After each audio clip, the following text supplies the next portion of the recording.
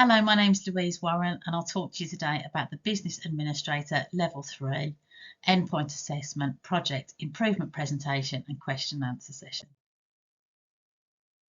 So the Project Improvement Presentation and Question and Answer Session lasts 30 minutes in total. The project presentation should be between 10 and 15 minutes and the question and answer session between 10 and 15 minutes too. So this is a list of the KSBs, the key skills and behaviours that you'll need to cover when preparing to do your project. So you've got decision making, project management, processes, IT, interpersonal skills, communication, planning and organisation, value of your skills, stakeholders, personal qualities, managing performance, adaptability and responsibility. As you can see, some of these are only in the project and some of them are in the project and the portfolio-based interview as well. The new version of the Business Administrator Level 3 standard means that we can mark some areas holistically, so you might cover them in the portfolio or the project and we can cross-reference them. But do make sure that your project covers all of them. Once we receive a copy of your presentation slides or your project support document, we'll have a look at your project and your presentation and see what areas we might want to explore in some more detail. So we'll have a look at a potentially weak side of your project or your presentation and see what areas might need more coverage. And we'll send you one question which will go on the shared document system of ACE360 for you to answer as part of your presentation. So you can add this as an extra slide. The sort of questions we might ask you are things like, tell me about how you showed strong leadership, what project management tools you used and why, how you evaluated the success of the project, how you challenged others during the project, or what changes you made as a result of feedback during the project. So what are the areas that most people struggle to get distinctions on in the project? Project management, decision making and processes. These three key skills and behaviours are only covered in the project. So we can't take evidence from your interview and map it over into the project. They can only be covered in this area. So you need to make sure your project is significant, as some projects are just not big enough or lack the scope for a distinction. You'll need to show leadership, so managing others, delegating tasks, for example. And you need to use 2 or 3 project management tools and understand them quite well. Decision making, is there enough evidence of decision making, and have you thought about the risks and how these will be overcome?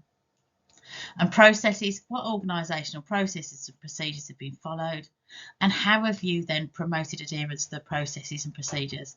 Again, we're looking at leadership. There's lots of project management tools you can use to support your project or to help you prepare for your project. Most people use a Gantt chart, a timeline, or a cause and effect diagram, also known as a fishbone analysis. You need to be able to talk about at least 2 project management tools during your project improvement presentation and question and answer session.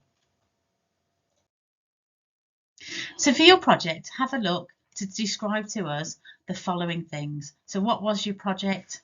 What was successful about it? How successful was it? How did the project impact the business? Talk about the overall aim of the project and how you plan to meet that aim. What was the ideal outcome from your project? Talk about the main responsibilities and tasks that you completed during the project. Obviously focus on what task you did personally, but you can talk about how you managed other people and how you checked on their work or delegated tasks. Talk about the 2 or 3 project management tools that you used and why you used them. What risks you thought about, so how you thought about what could go wrong during the project and how you met project deadlines. Feedback and evaluation is an important part of the project. You need to proactively ask for feedback during the project and show how you've made changes. Look at how you've evaluated the project. How can you evaluate the project's success? Is it in terms of money, time saving, resource allocation? And then once you've evaluated the project's success, think about how you can then make more changes as a result of that feedback. Tell us about how you communicated during the project. Tell us about new communication methods, perhaps social media, or how you communicated with internal and external stakeholders. Leadership is really important, particularly at distinction level. Talk about how you managed others, how you demonstrated strong leadership skills. Leading by example and doing your job isn't strong leadership. Strong leadership is managing other people, checking they're completing their work, delegating tasks. How have you managed KPIs, key performance indicators? In terms of processes, talk about how you follow processes, and then at distinction level, talk about how you encourage other people to follow those processes. Decision making. Some of this is about research, and some of it is about justifying why you've made the decisions that you made. So how did you go about getting research? Who did you ask for information and support? And what risks did you consider?